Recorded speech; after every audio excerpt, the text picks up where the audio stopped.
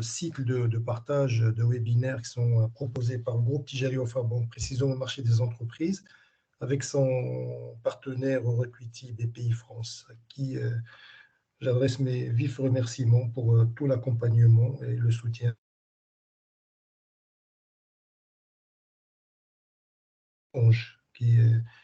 Qui ne laisse rien au hasard pour que ces webinaires soient une réussite. Aujourd'hui, nous vous proposons un webinaire intitulé Protection des données personnelles, enjeux pour l'entreprise et moyens de mise en conformité. Donc, comme je l'ai dit, c'est le 9e webinaire de cette année. Pourquoi ce sujet et pourquoi aujourd'hui? Nous avons depuis fin mai exactement, nous avons tenu donc 8 webinaires qui gravitent autour de tous les thématiques de l'entreprise, pour la simple raison que, comme vous le savez, nous sommes dans une année assez compliquée.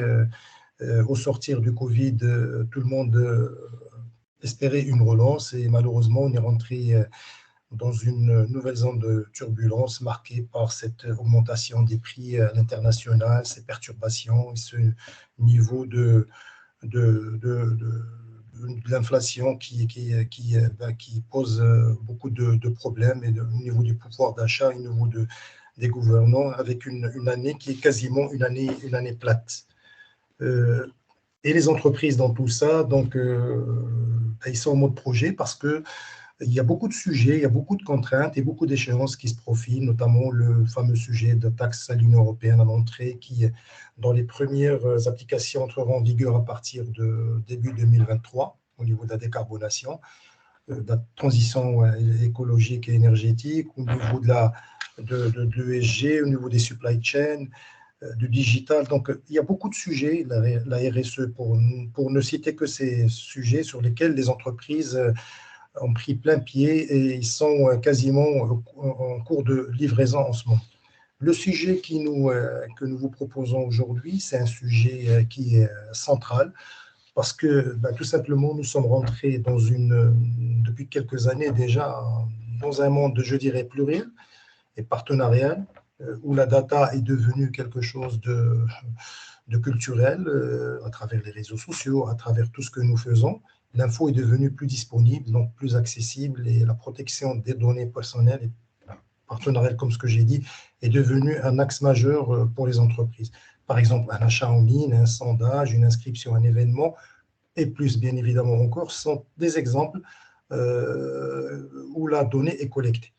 Au Maroc, chez nous, nous avons la CNDP, la Commission nationale de l'informatique, la Commission nationale, la Commission de la CNDP, la Commission nationale de contrôle de la protection des données à caractère personnel, qui est instituée par la loi 0908. Je laisserai Céline Marat parler plus sur ce sujet, qui a pour mission justement de veiller sur le respect des libertés et des droits fondamentaux des personnes physiques à l'égard des traitements des données.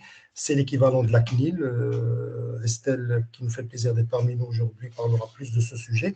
On parle aussi de la conformité au regard du référentiel Règlement général de la protection des données qu'on appelle le RGPD, qui est appliqué depuis quelques années déjà dans l'espace Union européenne. Alors, les questions qui nous viennent à l'esprit, c'est en quoi la conformité est-elle devenue un enjeu majeur aujourd'hui pour les entreprises? Quel mode de gouvernance pour la donnée? Quelles sont les entités qui sont impactées au sein des organisations, donc des entreprises en l'occurrence? Quelles sont les principales bonnes pratiques à suivre pour une entreprise pour qu'elle soit conforme au regard de la loi chez nous, la 0908 ou le RGPD? Quel type d'outils pour aider ces entreprises à s'assurer qu'elles sont finalement conformes ou en conformité, et quels sont aussi les risques encourus par les entreprises qui ne respecteraient pas les exigences de la loi. Pour en parler, nous avons l'immense plaisir d'avoir avec nous 3 intervenants, 3 experts c'est Amin Marat, qui est directeur exécutif en charge du management des risques et data protection officer au niveau de groupe Tijari Wafa Bank. Nous avons aussi le plaisir d'avoir avec nous Mme Estelle Idzik, qui est Managing Director Compliance and Data Protection Officer chez SIA Partners. Et nous avons aussi avec nous Mme Hana Didi, responsable de la protection des données personnelles au niveau du groupe Tijari Wafa Bank. Comme à l'accoutumée, j'y veillerai à ce que nous ne dépassons pas le temps alloué. Donc, ce webinaire tiendra sur 1h30 avec 40-45 minutes d'intervention des 3 intervenants experts avec nous. Et on va se réserver à peu près 30 à 40 minutes d'échange sur les questions-réponses. Le débat et l'échange. Je voudrais insister sur ce point pour que vous nous remontiez toutes vos interrogations et puis votre partage, parce que vous êtes les experts au niveau des entreprises. Vous vivez ça et ça serait intéressant aussi de partager avec nous vos expériences et puis vos interrogations sur ce sujet. Je m'adresse à Amin Marat. Merci Amin d'être parmi nous aujourd'hui. Tu es en charge de ce volet ô combien structurant au sein du groupe Tijari Wafa Bank. Depuis sa mise en place, tu interagis l'entité avec toutes les entités du groupe pour se conformer à la loi, mais plus que ça, pour essaimer finalement les bonnes pratiques et aux meilleurs standards pour la gouvernance de la donnée. Si Amin, je te réitère mes sincères remerciements et je te cède la parole. Si Amin, la parole est à toi. Merci beaucoup, Si Kamal. Donc, bonjour à tous et merci pour votre présence aujourd'hui. Donc, je m'appelle Amin Marat, je suis responsable management des risques au sein de la direction des risques Tijari Wafa Bank et également Data Protection Officer. Donc, j'ai le plaisir, nous avons le plaisir de partager avec vous aujourd'hui quelques éléments relatifs à la thématique des données personnelles. Donc, je vais partager mon écran.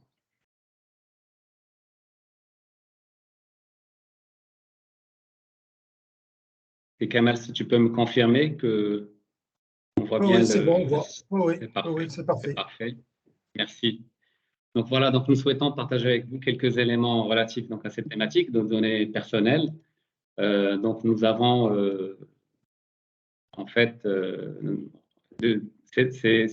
on parle beaucoup des données personnelles ces derniers temps, enfin depuis quelques années, on va dire, parfois à l'occasion d'usages abusifs qui a été fait par certains acteurs, donc par exemple des réseaux sociaux sans les nommer, ou encore par l'ampleur de l'arsenal juridique qui a été déployé par plusieurs pays concernant la protection justement des données personnelles. Donc, je suis certain que vous allez reconnaître donc justement cette fenêtre. Donc, c'est juste pour vous mettre un petit peu dans le contexte de quoi on parle.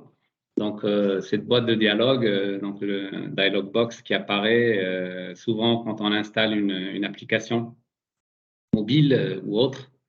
Et bon, souvent, on répond rapidement par accepter sans regarder en détail donc, de quoi il s'agit. Donc, nous allons partager avec vous quelques éléments donc, à ce sujet. En fait, d'abord, nous sommes tous concernés par les données personnelles, par la protection des données personnelles, d'abord comme citoyens, mais aussi comme acteurs économiques. Parfois aussi responsables dans nos différents domaines d'activité. On reviendra sur les définitions tout à l'heure. Mais donc, par exemple, les données personnelles peuvent être des données d'identification directe ou indirecte, nom, prénom, numéro de carte d'identité, adresse personnelle, etc. Donc, en fait, l'idée de fond, c'est quoi? C'est on veut une certaine protection. C'est-à-dire que quand une personne livre une ou des données personnelles, qu'elle puisse avoir un certain contrôle sur le sort de ces données. D'autant plus que, donc, avec la transformation digitale et numérique, la circulation des données a littéralement explosé et aussi la présence de données dans différents serveurs avec des liens entre tous ces serveurs. Donc, et par là aussi, en fait, le risque de perte de ces données et le risque qu'elles tombent entre des mains malveillantes et qui peuvent en faire donc un usage frauduleux et criminel. Donc, dans ce sens, plusieurs pays, plusieurs États ont déployé des cadres juridiques pour mettre en place justement ce niveau de protection souhaité pour les données personnelles. Ça part d'abord d'une philosophie, d'une conception du droit des personnes. Donc, c'est un domaine où vous allez trouver des différences considérables d'un pays à l'autre. Par exemple, entre les pays de l'Union européenne ou des pays comme la Chine ou même les États-Unis. Donc, il y a des écarts très, très importants qui sont liés justement à cette conception de ce droit des personnes. Pour le Maroc, donc, je pense qu'on peut en être fier. Donc, c'est très tôt, le Maroc a accordé une importance adéquate à ce sujet de données personnelles consacrées dans la Constitution de 2011. Donc, notamment, on a l'article 24 et l'article 27 qui consacrent le droit à la protection de la vie privée et aussi le droit à l'information. Donc, le droit à l'information, en l'occurrence, ne peut être limité que par la loi pour des raisons spécifiques, donc dans le but d'assurer la protection de tout ce qui concerne la défense nationale, la sûreté intérieure et extérieure de l'État, la vie privée des personnes, de prévenir l'atteinte aux droits et libertés. Donc ensuite, on a des lois donc, qui ont été promulguées assez tôt, donc déjà en 2009. Donc on a le Dahir 10915 du 18 février 2009, donc موافق ال 22 صفر 1430, donc qui a promulgué donc la loi 0908 relative à la protection des personnes physiques à l'égard du traitement des données à caractère personnel. Ensuite, on a le 21 mai 2009, le décret 20965, donc pour l'application de cette loi. Donc c'est un décret d'application de la loi 0908 relative à la protection des données personnelles. Ensuite, on a donc des éléments qui concernent le règlement intérieur de la CNDP, donc qui a été approuvé le 28 mars 2011. Et ensuite, on a d'autres lois ou d'autres éléments qui viennent, d'autres textes qui viennent compléter cet arsenal. Donc, notamment le cadre réglementant en fait au sein du secteur bancaire l'externalisation vers le cloud. Aussi, on a la loi 0520 relative à la cybersécurité. Donc, le risque, donc notamment après la période Covid, donc le risque de cyberattaque a considérablement augmenté. En fait, en tout cas, l'occurrence de cyberattaque, le nombre d'occurrences a augmenté parce que justement l'usage des plateformes web a considérablement augmenté. Et forcément, donc, ça attire un certain nombre soit de personnes mal intentionnées ou de criminels, tout simplement, donc qui cherchent à faire un usage frauduleux de données personnelles. Donc, cette loi vient à point nommé, donc justement pour apporter cette protection et imposer un cadre minimal aux différents acteurs pour respecter les données personnelles et leur usage. Ensuite, alors pour parler des objectifs de la loi 0908, donc d'abord c'est doter l'arsenal juridique marocain d'un instrument sur la protection des données personnelles pour protéger la vie privée des individus à travers la régulation de l'utilisation de leurs données par les organismes publics et privés. Donc c'est assurer le minimum donc, de ce cadre d'utilisation par les différents acteurs des données personnelles. Donc ensuite, on a instauré un équilibre entre le besoin de traitement des données personnelles par les organismes publics et privés, assurer cet équilibre avec la protection de la vie privée des personnes contre toute atteinte possible à l'occasion des traitements des données personnelles les concernant. On a également comme objectif de contribuer à la confiance numérique en instaurant une meilleure transparence dans l'utilisation des données personnelles. Donc, il y a un enjeu économique aussi. Et comme dernier objectif, en tout cas principal objectif, déterminer les droits des personnes concernées, les obligations des responsables de traitement, les conditions de transfert des données personnelles vers un pays étranger, l'organisation et les missions de la CNDP, ainsi que les sanctions en cas de non-respect des dispositions de la loi.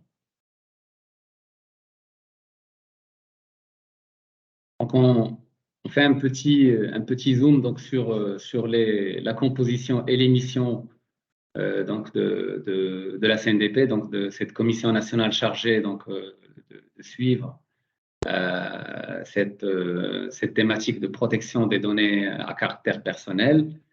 Donc, on a d'abord la composition, donc c'est un président qui est nommé par Sa Majesté, 6 membres donc nommés également par Sa Majesté suite à une proposition du Premier ministre, en fait du chef du gouvernement, donc 2 membres. Ensuite, 2 membres proposés par le président de la Chambre des représentants et enfin 2 membres proposés par le président de la Chambre des conseillers. Alors ensuite, donc comme mission, on a la CNDP donc sensibilise les individus sur les abus d'utilisation de leurs données personnelles et accompagne les responsables de traitement dans la mise en œuvre de la loi 0908. Elle aide le gouvernement à préparer la position marocaine lors des négociations internationales donc, sur cette thématique et présente toute proposition de législation en la matière. Elle veille à l'instruction des plaintes des individus et traitement des déclarations et des demandes d'autorisation des responsables de traitement. On verra tout à l'heure donc quelques définitions. On va se prendre le temps de détailler quelques points, quelques notions tout à l'heure. Ensuite, comme mission, elle doit contrôler et vérifier que les traitements donc, de ces données sont conformes à la loi 0908. Ces contrôles peuvent donner lieu à des sanctions administratives, pécuniaires, voire pénales, quand c'est criminel. Et enfin, donc, surveille, étudie et analyse les tendances et les mutations technologiques, économiques, juridiques et sociétales qui peuvent affecter la protection des données personnelles au Maroc. Donc, de quoi on parle en fait en termes de sanctions sont prévues dans cette loi, donc la loi 0908, donc c'est la loi référence en la matière au Maroc. Donc, pour les personnes physiques, les sanctions varient selon la gravité des faits. Pour ce qui est de l'emprisonnement, ça peut aller entre 3 mois et 1 an de prison. Et pour ce qui est des amendes, elles peuvent varier de 10 000 à 300 000 dirhams. Et ces sanctions peuvent être portées au double en cas de récidive. Ensuite, pour les personnes morales, donc souvent des entreprises, les peines d'amende sont portées au double. La personne morale peut voir ses biens confisqués et ses établissements fermés. Donc, la sanction peut être elle peut être fatale donc, pour une personne morale pour le non-respect des dispositions de la loi 0908 relative à la protection des données personnelles. Donc, on va parler des principes donc, de cette loi, donc, de quoi on parle donc, précisément. Donc, on aura l'occasion de développer ça à la suite des différentes interventions aujourd'hui, mais je vais commencer par donner quelques définitions déjà. Donc, une donnée personnelle, c'est toute information relative à une personne physique qui peut être utilisée pour identifier cette personne directement ou indirectement. Donc, l'identification peut se faire par une seule donnée ou par le croisement de plusieurs données. Donc, des données d'identification, ça peut être par exemple nom, prénom, carte d'identité nationale, user ID, une photo, un permis de conduire, un passeport, etc. Des données de vie personnelle, ça peut être l'adresse, le statut marital, l'âge, l'adresse mail, le lieu de naissance, le poids, etc. Ensuite, on a des données relatives à la vie professionnelle, donc matricule, la fonction, l'employeur, les évaluations annuelles, etc. Les données financières, donc les revenus, des données relatives à des prêts ou de transactions bancaires, des détails de cartes de crédit, de débit, etc. Donc tout ce qui est outils de paiement ou de transactions financières. Ensuite, il y a les comportements, comme les données de navigation, l'historique des achats, des données de géolocalisation. Ensuite, on a ce qu'on appelle les données sensibles. Donc, les données sensibles, ce sont toutes les données qui sont liées à l'origine raciale ou ethnique, à l'opinion politique de la personne, à sa conviction religieuse ou philosophique, à son appartenance syndicale, ou encore des fois des données relatives à la santé, comme par exemple des données génétiques, etc. On parle aussi de traitement. Donc, en fait, donc tous ces termes sont techniques et sont repris dans le dispositif juridique dans les différents pays, en fait. Donc, quand on parle de traitement, c'est toute opération ou tout ensemble d'opérations effectuées ou non à l'aide de procédés automatisés et appliqués à des données ou des ensembles de données à caractère personnel. Donc, ça peut être de la collecte, de l'enregistrement, l'organisation, la conservation, la modification, l'extraction, la consultation, l'effacement, la communication, la diffusion, le rapprochement, l'interconnexion ou le verrouillage, donc relatif à des données à caractère personnel. Donc, ce dispositif de protection des données personnelles, il est basé sur des principes fondamentaux. Donc, on a des principes fondamentaux qui encadrent le traitement des données personnelles. Donc, le premier principe, on parle de limitation des finalités. Les données personnelles ne peuvent être collectées que pour une finalité définie et légitime. C'est-à-dire, on ne peut pas collecter des données ou faire un quelconque traitement sur des données personnelles si on ne définit pas de façon précise la finalité et on limite la finalité donc à un objectif très précis, très spécifique, qui soit bien défini, justement, mais qui soit légitime. On a la licéité, là on parle de plusieurs conditions relatives à la licéité. C'est le consentement, donc notamment de la personne concernée, l'exécution d'un contrat, l'obligation légale, la sauvegarde des intérêts vitaux, mission d'intérêt public, intérêt légitime, etc. Donc, c'est-à-dire, c'est ça, en fait, le cadre de licéité qui encadre donc le traitement des données à caractère personnel. On parle aussi de proportionnalité, donc le troisième principe fondamental pour les traitements des données à caractère personnel prévu dans le cadre juridique marocain. Ne collecter que les données personnelles strictement nécessaires pour atteindre la finalité du traitement. Donc, le principe d'ICIT, on parle de la finalité du traitement. Et ensuite, la proportionnalité, c'est qu'on limite strictement les données personnelles qui sont en lien et qui sont nécessaires pour la finalité du traitement. Ensuite, un quatrième principe qui encadre le traitement des données personnelles, c'est la conservation. Donc, la conservation doit être limitée. Donc, les données doivent être archivées, supprimées ou anonymisées dès que la finalité est atteinte. Donc, on limite de façon très précise la conservation donc, des données à caractère personnel. Ensuite, il y a l'exactitude, donc des mesures raisonnables permettant que les données soient exactes ou tenues à jour doivent être mises en place. Nous devons, le responsable du traitement doit s'assurer de l'exactitude des données qu'il utilise dans ses traitements, il ou elle utilise dans ses traitements.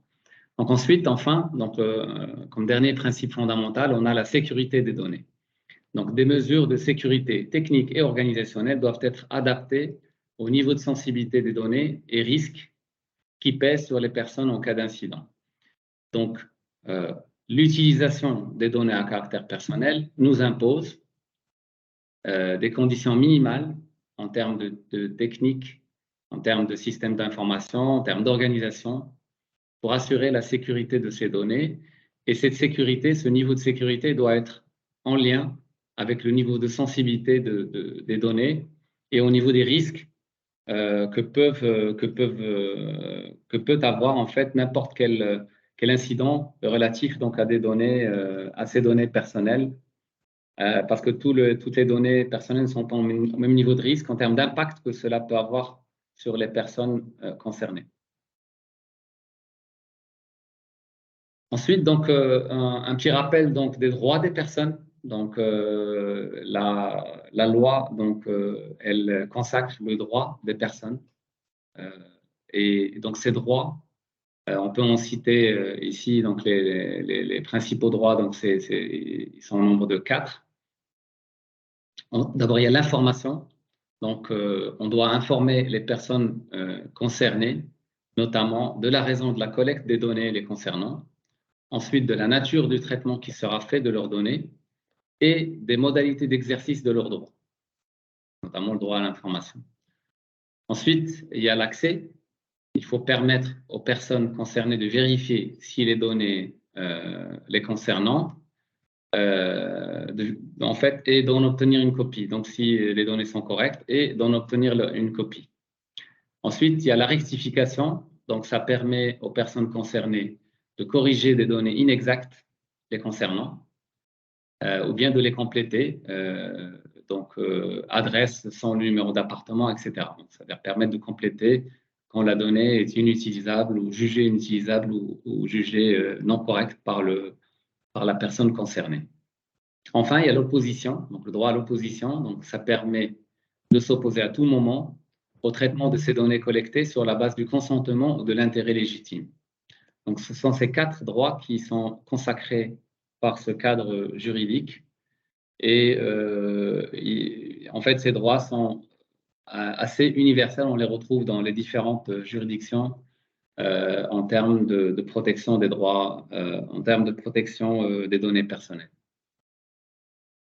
Donc, enfin, un petit mot sur la sous-traitance, c'est-à-dire qu'un responsable de traitement, en fait, c'est la personne qui détermine la finalité du traitement de données, donc c'est-à-dire les objectifs qui sont poursuivis, les moyens, donc c'est les conditions de mise en œuvre.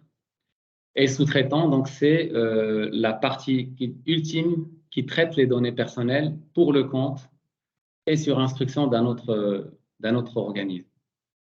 Donc, le responsable de traitement, lorsque le traitement est effectué pour son compte, doit choisir un sous-traitant qui apporte des garanties suffisantes, parce que l'engagement de respect du cadre juridique de protection des données personnelles incombe d'abord au responsable du traitement. Donc, il doit s'assurer, doit choisir un sous-traitant qui garantit au regard notamment des mesures de sécurité technique, d'organisation relatives au traitement à effectuer, et il doit veiller au respect de ces mesures. Donc, c'est la responsabilité d'abord donc du responsable de traitement. Ensuite, le sous-traitant, donc il apporte des garanties suffisantes et il s'engage donc à respecter cette protection. Donc, la réalisation du traitement en sous-traitance doit être régie par un contrat ou un acte juridique qui lie le sous-traitant au responsable du traitement et qui prévoit notamment que le sous-traitant n'agit que sous la seule instruction du responsable du traitement et que les obligations qu'on vient de citer lui incombent également. Donc, voilà un petit peu le cadre qui régit la relation entre le responsable de traitement et le sous-traitant. Merci beaucoup. Oui. Mais tu as fini, non? Pas encore? Je termine avec cette slide, c'est Kamel, rapidement. OK. Donc, les éléments qui incombent également au responsable de traitement, c'est de notifier, dans certains cas, notifier ces traitements à la CNDP. Donc, là, on parle de demande d'autorisation préalable. Donc, c'est par exemple quand on veut traiter des données sensibles ou quand on a changé de finalité de traitement, quand on est dans un cas de traitement de données d'infraction ou de condamnation, quand on traite des données comme les éléments relatifs à la carte d'identité nationale ou l'interconnexion de fichiers. On doit demander également on doit faire une déclaration préalable. Donc, quand on est dans le cas de traitements qui sont soumis donc au régime de l'autorisation préalable par la CNDP. Donc, il y a un certain nombre de traitements qui exigent une déclaration, une demande de déclaration préalable. Ensuite, la demande d'autorisation de transfert à l'étranger. Et Donc, on peut juste dire pour finir que la loi 0908 ne s'applique pas au traitement à caractère personnel effectué par une personne physique pour l'exercice d'activités exclusivement personnelles ou domestiques, à des données à caractère personnel recueillies et traitées dans l'intérêt de la défense nationale, de la sécurité intérieure et extérieure de l'État. Donc, tout ça, c'est exclu. Donc, ça exclut les dispositions donc de cette loi 0908. Les données recueillies et traitées à des fins de prévention et de répression des crimes et des délits. Et enfin, aux données collectées et ou enregistrées en application d'une législation particulière. Donc, tout ça, ce sont des éléments spécifiques qui se font en dehors donc, de ce cadre juridique, donc de cette loi 0908. Je te redonne la main, c'est Kamal, et merci de votre attention. Merci beaucoup, Amine, pour ce partage, hein, pour nous mettre un petit peu dans le bain sur tous les contours de la loi, finalement, la loi dite 0908 et de ton expertise. Merci beaucoup. Je donne la parole à Estelle. Estelle Idzik, merci d'être parmi nous. Tu fais partie du cabinet, un cabinet d'experts, Consulting donc SIA Partners, qui accompagne justement les opérateurs sur ces sujets. Moi, j'ai vu une citation sur votre site qui dit cabinet de conseil engagé, un partenaire de confiance pour ses clients et prospects. Tu as entendu l'intervention de Amine Marat sur cette thématique. Tu es experte sur ce sujet en accompagnant sur le terrain les divers opérateurs pour la mise en pratique justement de toutes ces… pour être en conformité par rapport à la loi. Et là, ton intervention est la bienvenue parce qu'elle concerne finalement la France, mais pas que, parce qu'on parle de l'Union européenne sur ce sujet avec le fameux RGPD ou le Règlement général de la protection des données. Estelle dit que je te réitère mes remerciements et je te cède la parole. Merci beaucoup. Bonjour à tous et je suis ravie vraiment d'être avec vous cet après-midi pour en effet vous faire voyager un petit peu maintenant en Europe, puisque je vais vous parler pendant la vingtaine de minutes à venir du RGPD. Donc, le règlement général sur la protection des données, règlement européen. Et vous allez voir qu'on retrouve un certain nombre de similitudes au niveau des principes, au niveau de la philosophie, de cette volonté de respecter les droits et les libertés des personnes, comme cela est affirmé dans la loi marocaine. Dans un premier temps, je vous propose de revenir rapidement sur les grands principes du règlement, puis de vous présenter un angle d'attaque, on va dire, soit comment aborder un programme, des chantiers de mise en conformité au RGPD, avec un zoom sur un sujet qui est fondamental, que M. Marat a évoqué également, qui est celui du respect des droits des personnes concernées, sujet auquel les autorités de contrôle, les régulateurs sont très, très attentifs. Et puis, voir qu'avec un certain nombre d'outils, il est possible d'être vraiment efficace et d'accélérer cette mise en conformité. Cette mise en conformité qu'il ne faut vraiment pas voir comme une montagne infranchissable qu'on aurait devant soi, mais plutôt comme un escalier à gravir progressivement avec voilà, des briques qui vont vous permettre de tracer un chemin vers cette conformité et qu'il est possible d'activer et de construire vraiment progressivement et y compris avec des moyens restreints, dans des plannings tout à fait raisonnables si on est une petite entreprise, une petite organisation. Voilà, avec, on le sait tous, beaucoup d'autres priorités et d'autres sujets à traiter que celui-ci qui est néanmoins fondamental. Alors, avant de rentrer dans des exigences précises du règlement, je voulais qu'on revienne sur une vision globale des risques et des enjeux de la protection des données personnelles. Et l'enjeu premier et majeur, c'est bien sûr, on a déjà parlé précédemment dans l'intervention précédente, le respect des droits fondamentaux et des libertés des personnes concernées. Bien sûr, d'éviter un certain nombre de risques qu'on a tous en tête, le risque financier avec des sanctions qui sont maintenant au niveau européen considérables, puisque les montants ont été vraiment révisés à la hausse avec l'arrivée du RGPD, puisque les sanctions peuvent atteindre jusqu'à 20 millions d'euros, 4% du chiffre d'affaires total du groupe concerné. Un risque réputationnel pour l'entreprise, un risque au niveau de son impact sur son image, risque qui peut être considérable et avoir des effets vraiment terribles, y compris mener à la disparition de l'entreprise, et puis des condamnations légales qui peuvent aller jusqu'à des poursuites pénales pour les dirigeants. Et si on revient sur les enjeux, l'un des enjeux également majeurs, c'est d'être capable pour les organisations de démontrer leur conformité à tout moment. C'est le principe d'accountability qui a été introduit par le RGPD. Précédemment, notamment en France, il y avait ce principe de déclaration des traitements de données auprès de la CNIL, déclaration ou demande d'autorisation. On est vraiment passé, on a vraiment changé de paradigme, mais on est maintenant dans ce principe de responsabilité sous lequel l'organisation elle doit être capable à tout moment de démontrer en cas d'inspection qu'elle est conforme, donc d'avoir documenté toute cette conformité, et elle n'a plus à déclarer au fur et à mesure tous ces traitements comme c'était le cas auparavant.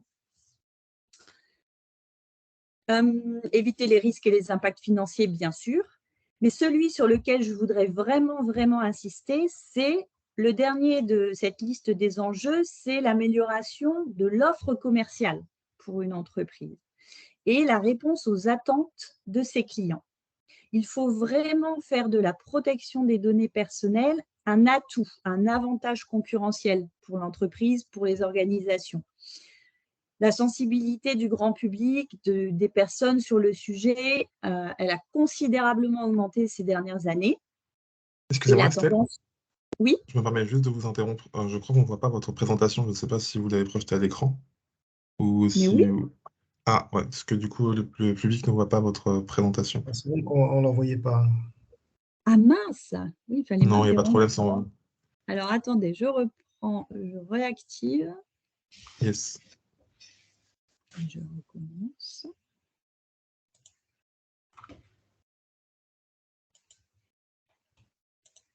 Est-ce que c'est mieux? Ah oui, effectivement. On la voit. Parfait. Oh, bah, je suis navrée. Alors, non, attendez, on n'a pas fait grand-chose. Ça, c'était voilà, le sommaire que je vous ai décrit. Et puis, bon, c'était la première, en fait. Donc, voilà, donc ça marche. Vous avez maintenant sous les yeux tout ce que je vous commentais jusqu'à présent. Je suis vraiment navrée. Et donc, oui, j'ai insisté sur le fait qu'il faut vraiment voir la protection des données comme un atout, comme un avantage concurrentiel pour répondre, en répondant aux attentes des clients qui sont de plus en plus sensibles à ce qu'on fait de leurs données personnelles. Ici, je voulais replacer le RGPD dans le contexte global de la réglementation relative à la protection des données personnelles. Alors certes, ici avec une vision franco-européenne, puisqu'on démarre de la loi informatique et liberté en 1978, et puis depuis un certain nombre de règlements, d'évolutions juridiques au niveau de l'Europe, mais on pourrait tout à fait, de la même façon sur cette slide, ajouter l'année 2009 et la loi marocaine 0908. Et tout ça pour rappeler que tout n'est pas nouveau, tout n'est pas arrivé avec le RGPD. L'évolution majeure, peut-être, c'est l'harmonisation, bien sûr, que ça a créé, ça a généré entre les États européens. L'extraterritorialité, là, c'est important d'en parler aujourd'hui avec vous, avec ce règlement qui s'applique, alors bien entendu, à toutes les organisations, toutes les entreprises qui sont établies sur le territoire européen, mais pas seulement. Il va s'appliquer également aux entreprises qui ne sont pas établies sur le territoire européen, mais qui cible des personnes qui, elles, le sont. Donc ça, c'est très important. Et puis une évolution majeure et qui a fait réagir beaucoup d'entreprises vers cette mise en conformité, c'est le montant des sanctions, bien sûr. Les montants qui sont devenus tout à fait considérables. Voilà. Et puis les pouvoirs des autorités qui se sont trouvés énormément renforcés. Alors, j'avais repris ici les principes fondamentaux du RGPD et vous allez voir qu'on retrouve les principes de la loi 0908 que M. Marat nous a décrit, soit traiter les données personnelles pour une finalité déterminée et légitime, donc une finalité déterminée, explicite, qui doit être précisément décrite dans le cadre du RGPD dans le fameux registre des traitements de l'entreprise. Donc, le document dans lequel on va lister tous les traitements de données qui sont mis en œuvre par l'entreprise. Et ce registre, on doit être capable de le présenter en cas de contrôle de l'autorité. Et une finalité légitime, donc il ne suffit pas de la décrire, cette finalité, encore faut-il disposer d'une base légale valable pour être autorisé à collecter les données personnelles. Donc, une base légale qui peut être le consentement de la personne, un contrat que vous avez avec la personne, une obligation légale qui vous contraint en tant qu'entreprise, dans le cadre des services que vous proposez, à collecter de la donnée de votre client ou de la donnée que vous collectez en tant qu'employeur auprès de vos collaborateurs pour répondre à des exigences légales. Aussi, ça peut être l'intérêt légitime de votre entreprise en veillant à bien le justifier, ça, parce que sinon, c'est trop facile de sortir la carte d'intérêt légitime et de placer beaucoup de choses derrière. Il faut vraiment être capable de justifier cet intérêt légitime et de l'avoir documenté.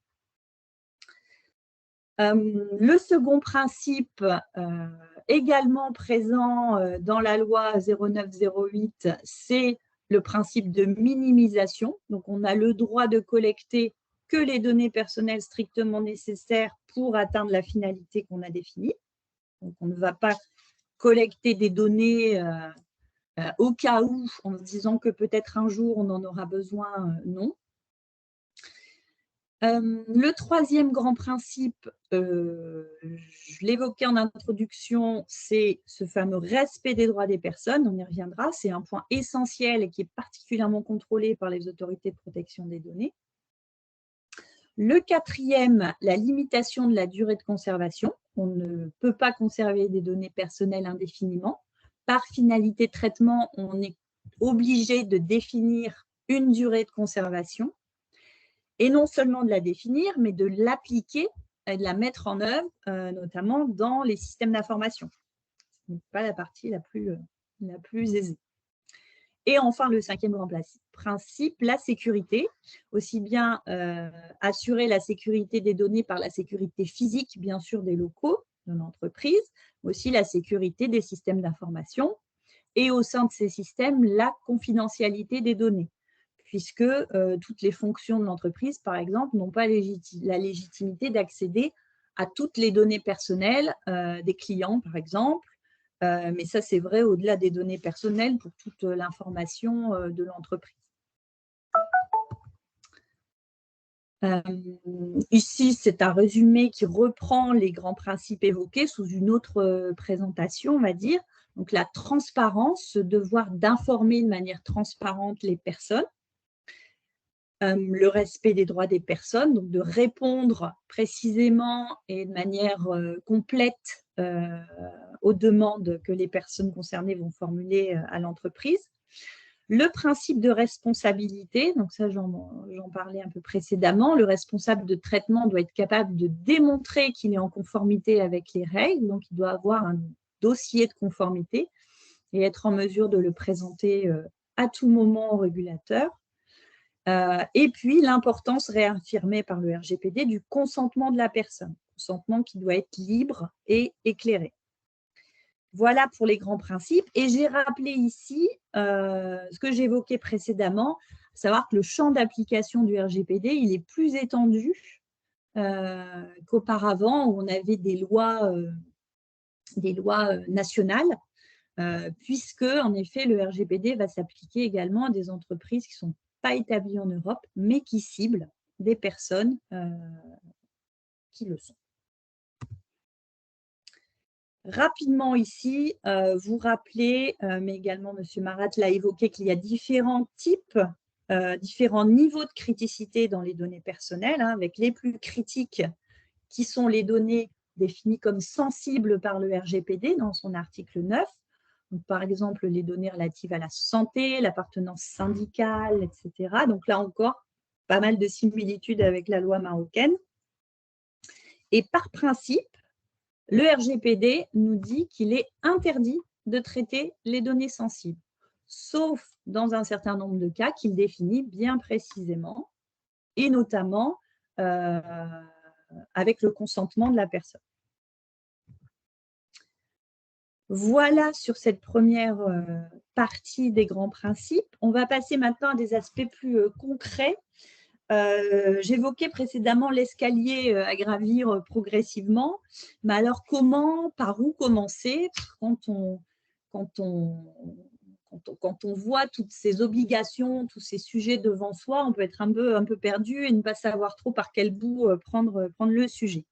Donc déjà, la première étape, c'est la définition, l'organisation d'une gouvernance au sein de l'entreprise, une organisation interne sur laquelle on va pouvoir s'appuyer pour construire un programme de mise en conformité et le déployer. Et en premier lieu, ça va être l'identification du DPO, du délégué à la protection des données. Donc, ce sera véritablement lui le chef d'orchestre dans l'organisation de votre conformité par rapport à la protection des données personnelles. Ce DPO, bien sûr, il ne pourra pas tout faire tout seul. Donc, il faudra identifier au sein de l'organisation des relais.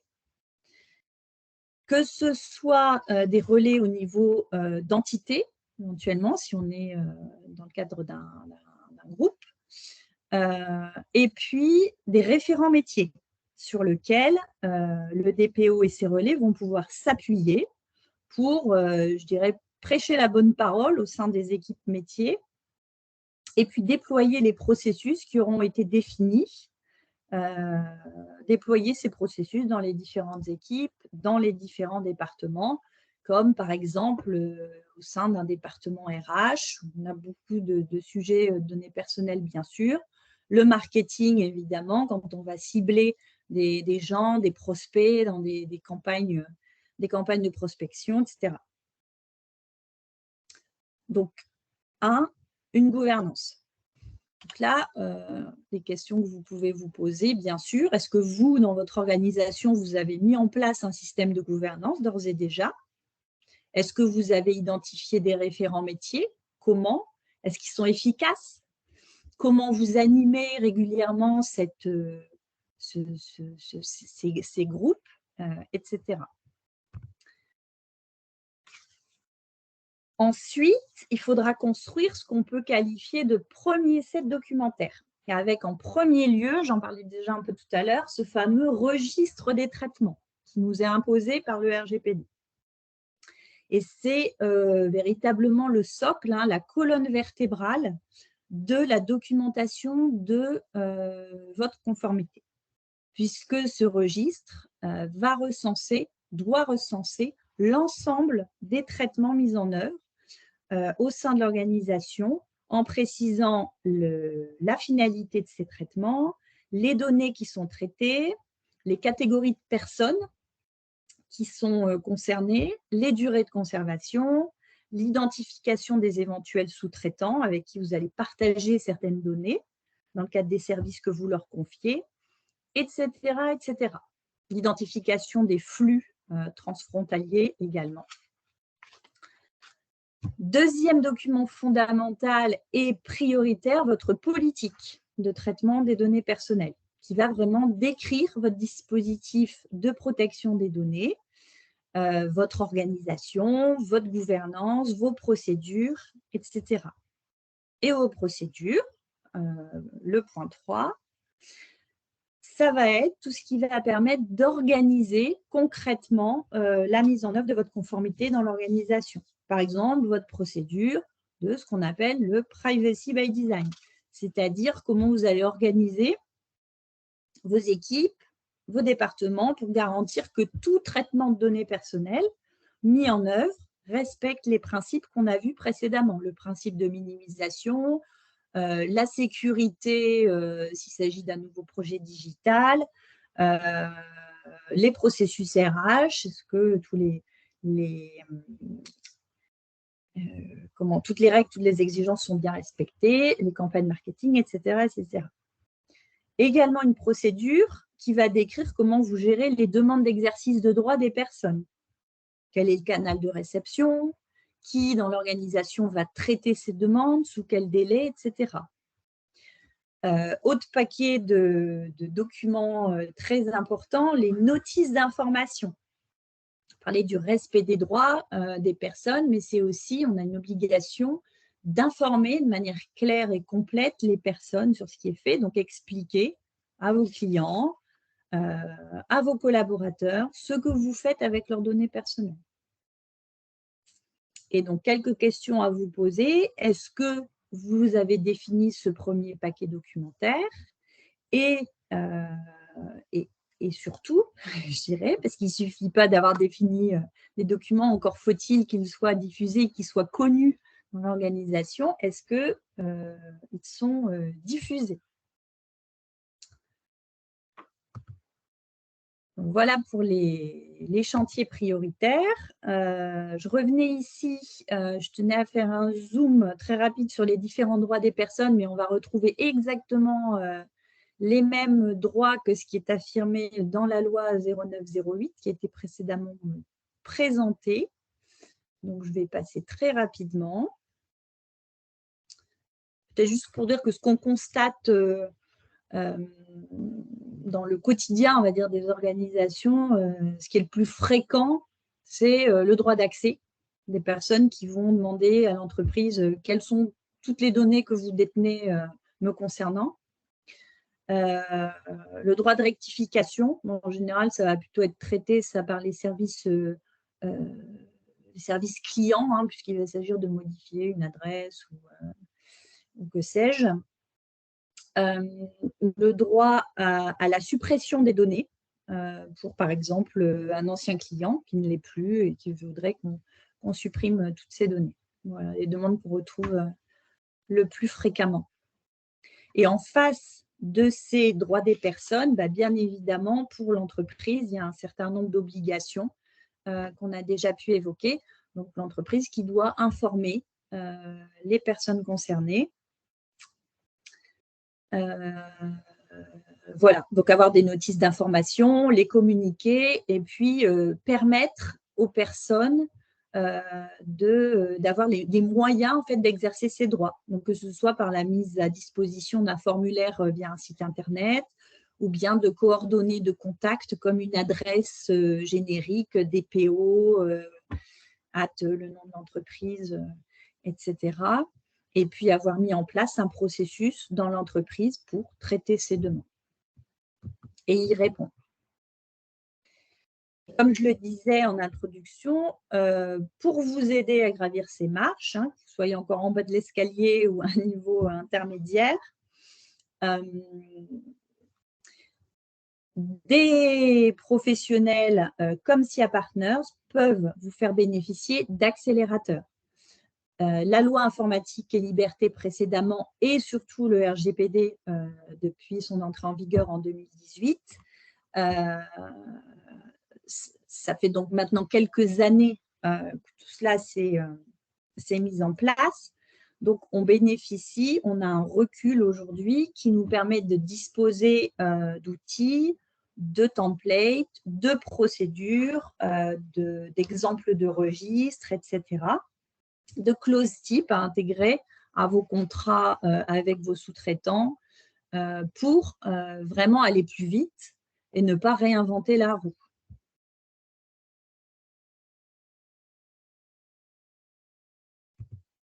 Et tous ces accélérateurs, donc là vous avez des exemples de documents, de plans de contrôle, etc.,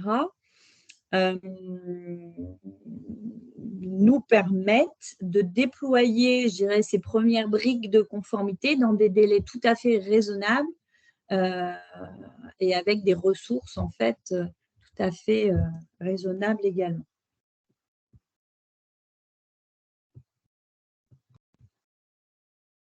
Voilà, je replaçais ici une petite présentation de SIA Partners pour ceux qui ne nous connaissent pas bien ou pas du tout. Nous sommes donc un cabinet de conseil français, mais implanté désormais dans 19 pays, dont le Maroc, puisqu'on a un bureau à Casablanca, avec près de 3000 consultants maintenant au global, et une orientation depuis toujours vers les évolutions techniques, l'intelligence artificielle, puisqu'on a une grosse équipe de data scientists avec plus de 200 personnes, notamment. Et puis, bien entendu, une très belle équipe conformité avec des compétences dans un grand nombre de pays sur lesquels nous sommes présents. Voilà, et je vous remercie pour votre attention et je recède la parole. Merci, merci beaucoup Estelle pour cette intervention avec cette présentation qui est très claire et qui complète en fait ce qu'a présenté Amine sur l'exemple sur le territoire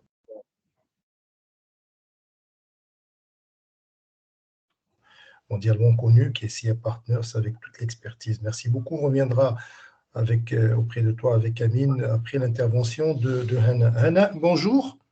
Merci. Hannah, bonjour. Monsieur Déby. Bonjour Hannah.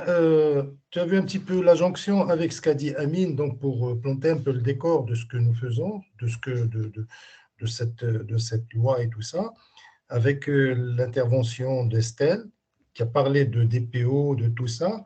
Et je dirais finalement maintenant, la parole est à toi, Hannah, pour nous exposer ce que finalement tu fais dans un groupe, Tijari Wafabon, qui a mis en place tout cela. Qu'est-ce que tu fais? Puis comment les choses ont changé? Comment tu travailles avec les uns et les autres? Et je te remercie, Hannah, et je te cède la parole. Merci beaucoup, Monsieur Déby. Bonjour à tous et ravi d'être parmi vous aujourd'hui donc, pour partager notre retour d'expérience au sein des Tijari Wafa Bank concernant le dispositif de protection des données personnelles. Alors, vous voyez mon écran déjà? Oui, c'est bon. Très bien. OK. Alors, pour ce témoignage, je vais commencer par rappeler le contexte et les enjeux pour le groupe Tijari Wafa Bank, puis l'organisation qu'on a mis en place autour de la protection des données personnelles. On va enchaîner avec les principales actions de mise en conformité et on finira avec quelques bonnes pratiques à adopter par les entreprises. Je pense qu'aujourd'hui, le groupe Tijari Wafa Bank se passe de toute introduction. Il a su tout au long des années construire avec ses clients et ses partenaires des relations qui sont fortes et durables et fondées sur la confiance. Donc, nous, notre objectif pour préserver justement cette confiance est de protéger et sécuriser le patrimoine de données dont on dispose. Bien évidemment, dans le respect des obligations réglementaires en la matière. Donc, ces obligations-là découlent d'abord, comme on l'a vu, de la loi marocaine 0908, mais aussi du RGPD, auquel le groupe est assujetti du fait de la présence de sa filiale Tijari Wafa Bank Europe dans plusieurs pays de l'Union européenne, mais aussi parce qu'il cible une clientèle qui est présente sur le sol européen en offrant des produits et services dédiés aux Marocains du monde. Ce qu'on appelait autrefois les MRE.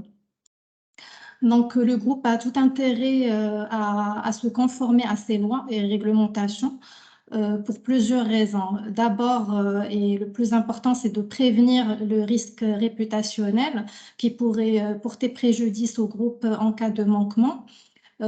renforcer l'attractivité du groupe vis-à-vis des partenaires européens et préserver son image de marque, mais aussi éviter des amendes qui peuvent atteindre 20 millions d'euros ou 4% du chiffre d'affaires mondial de l'entreprise. Alors, ces sanctions sont bel et bien appliquées. On a vu depuis l'entrée en vigueur du RGPD plusieurs amendes prononcées à l'encontre notamment des géants du web et des GAFAM et qui sont de l'ordre de plusieurs millions d'euros.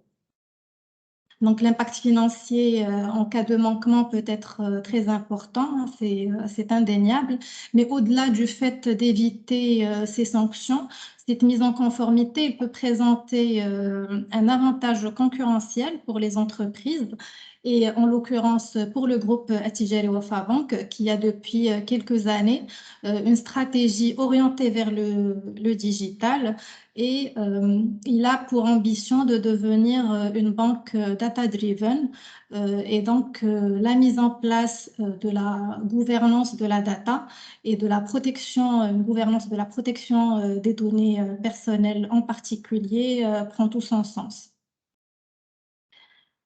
Et donc, pour assurer cette protection et sécurité des données personnelles, le groupe a mis en place une gouvernance qui est articulée autour d'une entité Data Protection Office qui a pour rôle d'abord définir la politique du groupe en matière de protection des données à caractère personnel, piloter les actions de mise en conformité et assurer la pérennité du dispositif mis en place, conseiller les entités de la banque et les filiales sur tout sujet en lien avec la protection des données personnelles, veiller à la bonne application des procédures mises en place et promouvoir la culture de la protection des données personnelles à l'échelle du groupe. Alors, cette entité s'appuie sur des ambassadeurs et des référents qui sont désignés au sein des métiers et qui ont pour rôle de décliner les actions de mise en conformité qui relèvent de leur périmètre et nous aider à diffuser la culture de protection des données. D'un autre côté, on travaille aussi en étroite collaboration avec des entités support qui apportent leur pierre à l'édifice, chacune dans son domaine d'expertise, comme la SSI et l'IT qui vont définir et mettre en œuvre les mesures de sécurité technique, mais aussi les achats et le juridique dans le cadre de la gestion de la relation avec les sous-traitants et enfin le contrôle permanent qui va s'assurer du respect des obligations en matière de protection des données personnelles. Alors, cette organisation, elle est plutôt récente, mais le groupe se mobilise depuis près de 10 ans déjà pour répondre à ces enjeux de protection des données personnelles, notamment pour se conformer aux dispositions de la loi marocaine 0908. Donc, on retrouve parmi les premières actions de mise en conformité, c'est la réalisation des déclarations auprès de la CNDP qui ont concerné un certain nombre de traitements propres au secteur bancaire, comme la tenue de compte ou la gestion des crédits et garanties, et d'autres traitements plus classiques, on va dire, comme la vidéosurveillance, la gestion des ressources humaines, la gestion des fournisseurs. Maintenant, aussi avec l'ambition du groupe de continuer à être leader technologique au Maroc, on a de nouveaux traitements des services innovants qui font leur apparition chaque année et qui nécessitent donc des demandes d'autorisation auprès de la CNDP. Je citerai à titre d'exemple les déclarations relatives à l'usage de la reconnaissance faciale dans le cadre de l'entrée en relation digitale. Ensuite, pour répondre à l'obligation de transparence, on a intégré des mentions de protection des données personnelles sur les supports destinés aux personnes concernées, comme au niveau de la convention de compte et sur les différentes plateformes de la banque, comme le site institutionnel, Atijarinet et mobile, Dar al-Muqawil, le Bankalik, etc. On a également mis en conformité la relation avec nos partenaires à travers notamment l'insertion des clauses types de la CNDP au niveau des contrats.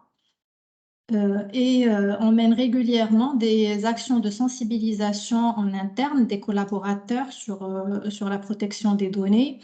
On a aussi introduit au niveau du processus de recrutement des engagements de confidentialité à faire signer par les collaborateurs qui accèdent aux données personnelles et qui sont tenus de respecter le secret professionnel pendant et même après avoir cessé leur fonction. Et enfin, l'examen des aspects de protection des données personnelles est devenu obligatoire dans notre processus de validation des nouveaux produits. L'objectif ici est d'appréhender en amont les actions de mise en conformité à la loi 0908, donc dès la phase de conception d'un nouveau produit ou service. Donc voilà pour ce qui est des actions de mise en conformité à la loi 0908.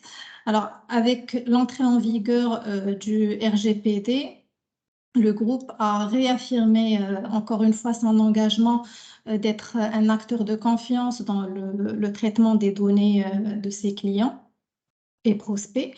Et il a lancé donc un projet d'envergure de mise en conformité au RGPD qui a porté sur plusieurs chantiers, dont le chantier de mise en place de la gouvernance de la protection des données avec la création de l'entité Data Protection Office ou DPO. À côté de ça, et pour répondre au principe d'accountability, on a mis en place des politiques et une charte groupe de protection des données personnelles, ainsi que des procédures opérationnelles qui concernent un certain nombre de process, comme la gestion des demandes d'exercice de droit, la procédure de remontée des violations, la réalisation des AIPD, des analyses d'impact sur la protection des données. Voilà. Alors, autre chantier très important est celui de la création du registre de traitement. Donc, pour ce volet, on a procédé à un recensement par entité de l'ensemble des traitements de données à caractère personnel et identifié ceux qui relèvent du périmètre d'applicabilité du RGPD. On a ensuite analysé la conformité des traitements au regard des 6 principes de l'ICIT qu'on a vu avec M. Marat et avec Estelle. Puis on a défini un plan de remédiation lorsque les traitements ne sont pas conformes. Alors, le groupe a également fait l'acquisition d'un outil RGPD dont l'objectif est d'automatiser et centraliser les processus de mise en conformité au RGPD et d'offrir à l'entité DPO une vision consolidée groupe. On a aussi mis en place un dispositif de contrôle qui est constitué de contrôles de premier et de deuxième niveau déployés au niveau des parties prenantes concernées. Et enfin, il y a eu un chantier de conduite de changement et de formation avec la mise en place notamment d'un e-learning RGPD qui est obligatoire pour l'ensemble des collaborateurs. Alors, ça fait peut-être beaucoup d'informations à assimiler en peu de temps.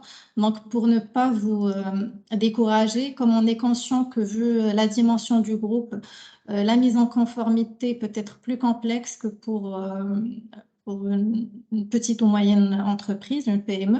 Donc, on a mis ici quelques bonnes pratiques que vous pouvez d'ores et déjà adopter, que vous soyez concerné par le RGPD ou uniquement par la loi 0908. Donc, tout d'abord, lorsqu'on met en place un traitement, il faut se poser quelques questions. Premièrement, quel est mon objectif? Ce qu'on appelle la finalité du traitement, et cette finalité doit être, comme on l'a vu, légale, mais aussi légitime par rapport à la nature et l'activité de l'entreprise. Donc, est-ce qu'on a vraiment besoin de collecter ou de traiter des données à caractère personnel pour atteindre cette finalité?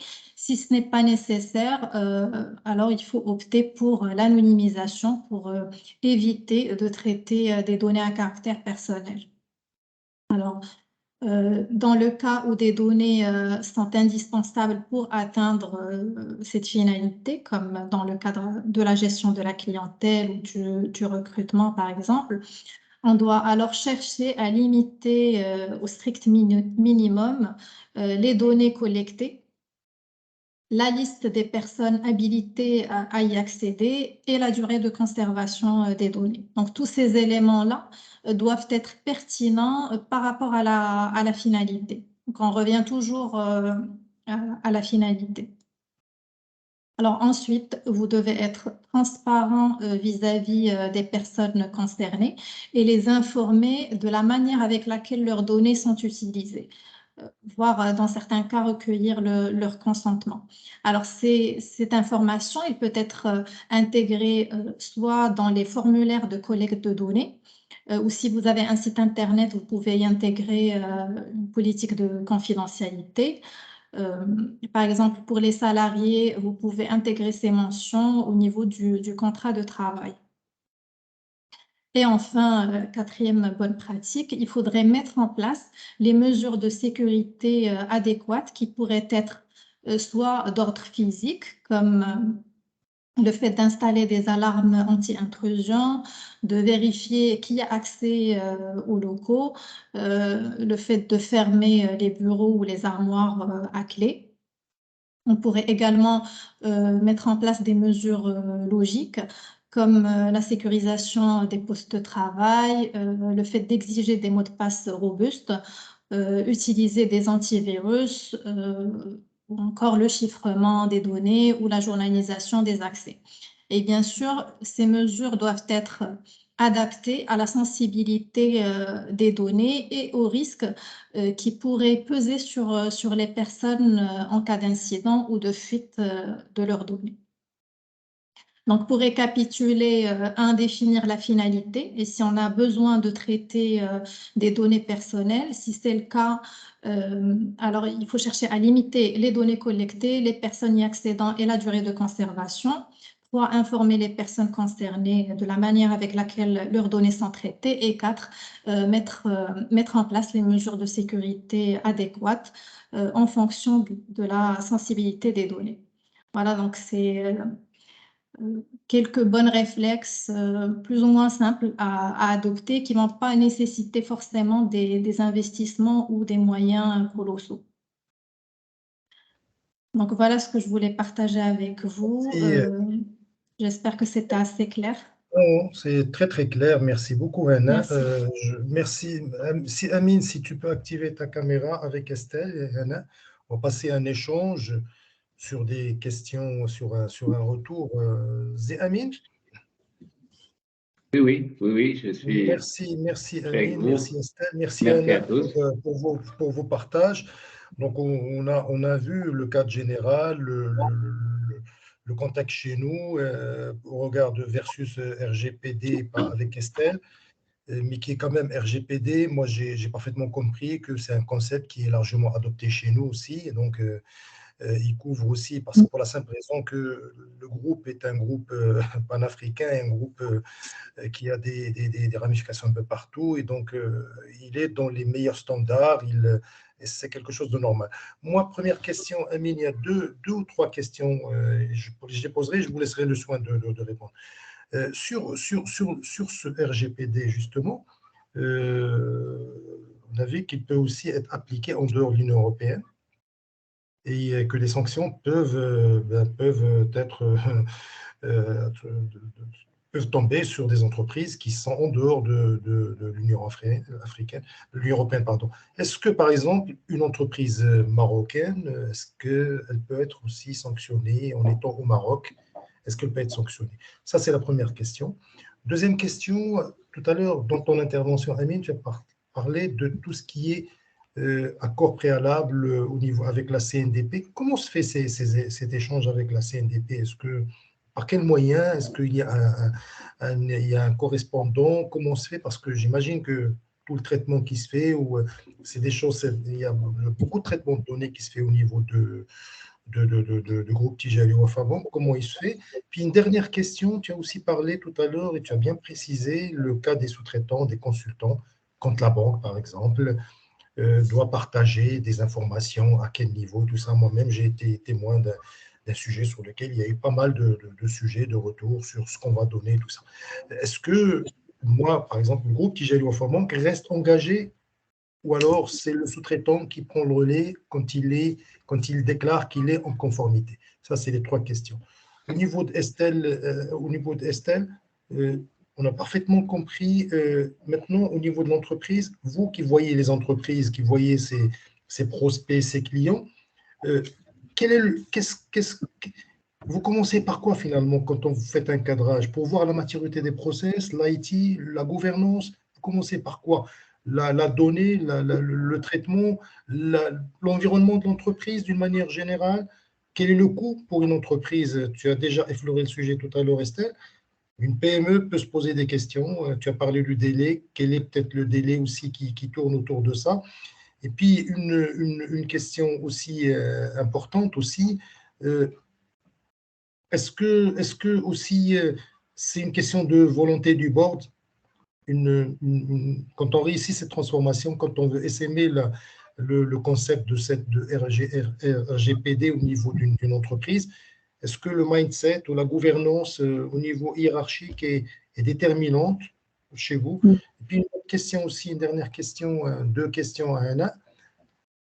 Une fois que ces choses sont faites, avec les ambassadeurs et tout ça qui sont un peu partout chez vous, avec tout ça, est-ce que les choses sont huilées aujourd'hui? Est-ce que les gens sont dans le mindset au niveau de l'entreprise? Ça veut dire qu'on réfléchit à protection de données, on vous associe en amont, on fait tout en amont, on regarde un petit peu, vous êtes en mode projet, dans un produit, dans un contrat, on a une question, une interrogation. Est-ce que cet échange aujourd'hui, est-ce que cette conduite de changement, finalement, elle a pris le relais, notamment avec les front managers, avec tout ça, qui sont quand même, qui restent, ça c'est quand même très important. La parole est à vous. Sidi Amin. Merci Si Kamal pour ces questions, donc effectivement très pertinentes. Alors pour ce qui est de l'applicabilité du RGPD, en fait, donc dès que des données personnelles sont traitées et concernent des ressortissants européens, le champ d'application du RGPD entre en jeu. Et donc, on est soumis que le traitement ait lieu au sein de l'Union européenne ou à l'extérieur de l'Union européenne. Donc, on doit se conformer aux dispositions du RGPD. Donc, il y a le principe, ça a été mentionné par Estelle, donc dans la liste des principes, il y a le principe d'accountability. Donc, il faut être capable de démontrer sa conformité aux dispositions du RGPD. Donc, alors maintenant, évidemment, il n'y a pas de compétences d'extraterritorialité européenne. Donc, on est un pays souverain. Maintenant, une entreprise privée, dans le cadre de ses activités, accepte de se soumettre à cette autorité, à ces dispositions en fait réglementaires, juridiques. Et donc, d'après la CNDP, parce qu'on a échangé avec la CNDP sur le sujet, donc il n'y a pas de compétence extraterritoriale européenne, donc elle doit passer par l'autorité locale qui est la CNDP. Alors, en l'occurrence, donc, on nous dit que donc, la CNIL a déjà demandé à la CNDP de contrôler des établissements marocains. Donc, elle se charge donc de détecter les manquements en termes de conformité donc d'établissements marocains pour le compte de la CNIL. Je dirais que le type de coopération qui se fait entre la CNIL, donc entre la CNDP et l'autorité de contrôle, doit dépendre forcément aussi du type de coopération entre le Maroc et le pays de l'autorité de contrôle. Donc ça, ce sont des éléments qui nous donnent des repères.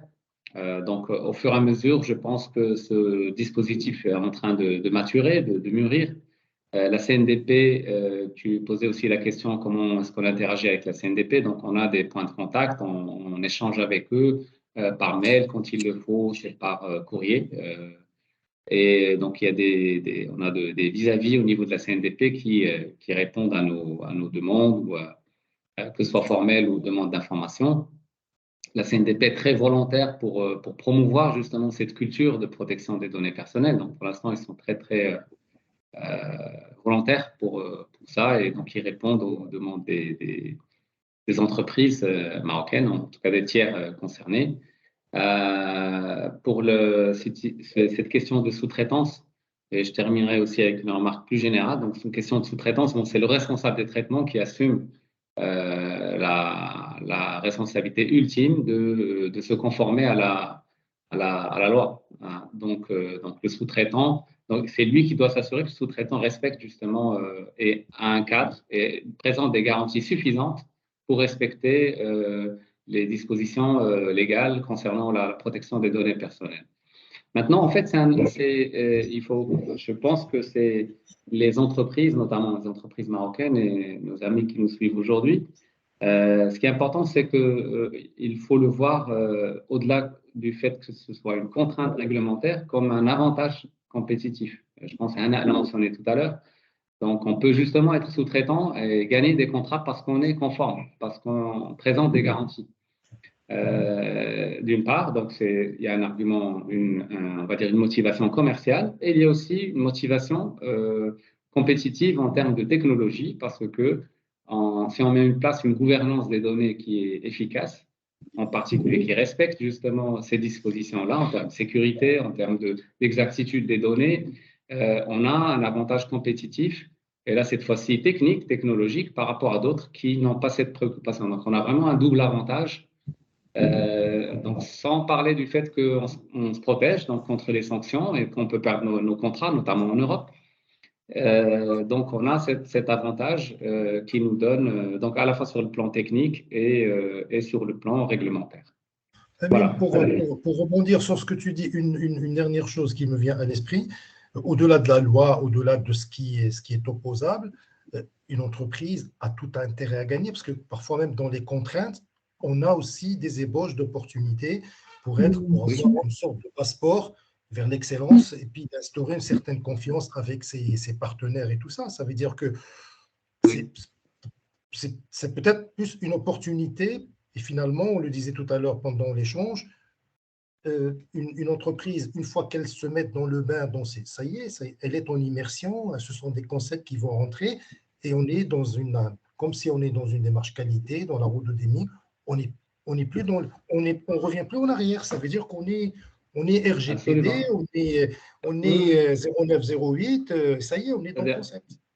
Absolument. Dans le contexte mondial donc de transformation digitale, c'est vraiment un avantage compétitif, et des pays entiers peuvent être éliminés d'opportunités de business parce qu'ils sont catégorisés comme non conformes, alors que d'autres le sont. Par exemple, l'Union européenne, elle désigne quelques pays comme compatibles avec la réglementation RGPD, et donc c'est très facile pour les entreprises de faire des échanges avec des entreprises locales dans ces pays-là, parce qu'il y a ce cadre-là. Alors que dans d'autres pays, c'est beaucoup plus compliqué. Donc, on a intérêt, nous, au Maroc, que ce soit sur une base volontaire, individuelle au niveau des entreprises, que sur une base légale, donc à l'échelle du pays, donc sur une base systémique, être conforme aux meilleurs standards de la protection des données personnelles. Encore une fois, parce que c'est un avantage compétitif, et c'est un argument d'opportunité de business auprès des investisseurs internationaux et des partenaires commerciaux potentiels. Très clair. Merci beaucoup, Estelle. Estelle, la parole est à toi, Estelle, pour le… Oui, et je rebondis sur ce qui vient d'être dit en pointant le fait que de plus en plus, les autorités, les régulateurs développent des certifications qui vont permettre aux entreprises de se faire certifier, de faire certifier des pans, des processus au sein de leur organisation pour justement avoir ce tampon et pour pouvoir justifier auprès de leurs partenaires, auprès de leurs clients, de leur conformité. Ça se développe de plus en plus et ça va être de plus en plus valorisé sur les différents marchés. Alors, tout à l'heure, vous posiez comme question, on commence par quoi? Je l'avais un peu abordé dans ma présentation et puis Madame également, puisqu'on retrouvait le même ordre quand vous décriviez ce que vous avez mis en œuvre au sein de votre organisation. Tout d'abord, la gouvernance, hein, avoir des gens, avoir des ressources, des compétences pour déployer cette organisation de conformité et puis les processus qui vont être définis derrière et déployés. Ensuite, ce premier pack documentaire avec, dans le cadre du RGPD, ce fameux registre qu'on va construire et qui va permettre, en le construisant, de nouer et d'aborder ces relations avec les différents départements, avec les métiers, puisque un registre, ce n'est pas le DPO et ses relais protection des données qui va le construire tout seul dans son coin. Ça va être Estelle, un travail. chez une petite entreprise, Estelle? Comment? On prend une petite PME, par exemple, ce sont des choses qui sont implémentables facilement? Donc, ah oui, complètement. Alors, il y aura moins, parce que j'allais parler justement d'ateliers. Pardon? On parle, par exemple, du set documentaire, du registre et tout ça. Ça veut dire qu'une entreprise, une PME, elle peut être agile, elle peut mettre ça en place rapidement, facilement? Complètement. Et on accompagne, actuellement, on accompagne chez nous en France alors, c'était une petite start-up, mais qui a bien grossi ces dernières années, qui part de zéro. Et on leur a proposé, et on travaille avec eux dans le cadre d'un premier pack de mise en conformité, justement sur ces premiers volets. Cette gouvernance, bon là, on les accompagne en tant que DPO externalisé, donc c'est un petit peu particulier aussi. Ils ont fait le choix d'externaliser cette fonction, mais on les accompagne avec cette première brique de constitution du registre. Alors, c'est plus restreint que dans un grand groupe, donc il y a moins d'ateliers organisés, il y aura moins de traitements peut-être dans le registre, donc ça va aller plus vite. Donc, on peut tout à fait mettre en place ces mêmes process, ces mêmes packs documentaires dans une petite entreprise, dans une PME, avec un projet sur 2-3 mois et puis des budgets tout à fait raisonnables de quelques dizaines de milliers d'euros. Ça, c'est tout à fait faisable et déployable, je dirais, pour pour une entreprise de taille restreinte. Et puis, vous parliez tout à l'heure du rôle du management. Ça, c'est complètement essentiel. Il est impératif d'avoir vraiment une implication de la direction de l'entreprise, du management, qui doit vraiment être convaincu et impulser cette volonté de diffusion d'une culture de la conformité dans l'organisation. Du projet, ça veut dire qu'il doit être un peu partout dans le kick-off, dans le lancement, dans tout ce qui se fait dans pas forcément un peu partout, mais qui est bien une conscience partout dans l'organisation que c'est important pour le management et que le management est vraiment moteur sur le sujet. Ouais, ça, c'est essentiel. Voilà. Merci beaucoup, Estelle. Anna, sur ton retour d'expérience, sur comment les gens le vivent. Maintenant, tu vois un petit peu plus les entités du groupe et tout ça. Est-ce que les choses, depuis qui se mettent en place, est-ce qu'on voit un petit peu que ces choses se mettent en place, que la mayonnaise a vraiment pris et qu'on est vraiment embordé, que voilà, les réflexes sont là. Anna, la parole est à toi. Oui, alors effectivement, en fait, on a mis en place certaines actions de sensibilisation. On a mis en place la nouvelle organisation avec les référents et les ambassadeurs, mais l'entité DPO, elle ne traite pas uniquement avec les référents, mais vraiment ensemble. Et on est ravis de voir que l'ensemble des collaborateurs, ou je vais dire plutôt la plupart, sont conscients des enjeux relatifs à la protection des données et on est quand même très sollicités à chaque fois qu'il y a un nouveau projet ou un nouveau traitement qui implique de la donnée personnelle pour donner notre avis. Maintenant, c'est vrai qu'on a mis en place des actions de sensibilisation, mais ce n'est pas quelque chose qu'on fait en one shot.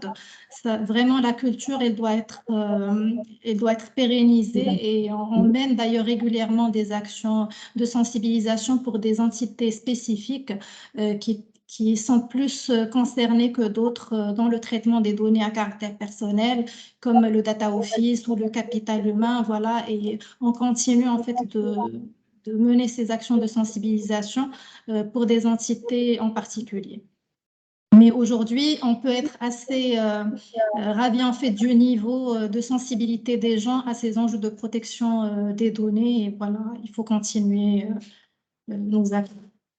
Merci beaucoup, Hana. Un mot de conclusion? Merci. Un mot de conclusion, Hana? Pardon, oui. Alors, oui, s'il faut conclure, le message vraiment à faire passer, je pense, Amine l'a dit tout à l'heure, c'est il ne faut pas voir la mise en conformité au RGPD ou aux lois et réglementations sur la protection des données comme une contrainte ou un frein au business ou à l'innovation, mais plus comme un levier de compétitivité et qui pourra vraiment constitue un vrai facteur de différenciation par rapport à la concurrence. Et on ne parle pas uniquement pour le secteur bancaire, mais vraiment quel que soit le domaine d'activité. Aujourd'hui, les personnes ont pris conscience de plus en plus des enjeux liés à la protection des données, notamment suite aux affaires médiatisées sur les fuites et vols de données personnelles. Donc, c'est des sujets d'actualité et il faut les voir comme une opportunité pour le business et non pas comme une contrainte. Merci beaucoup, Anna. Estelle, un mot de conclusion? Je suis tout à fait en phase et je voulais insister exactement sur le même point. Je l'évoquais déjà dans mon introduction. Ça ne doit vraiment pas rester une contrainte et vraiment être transformé en levier de différenciation et en opportunité pour les organisations.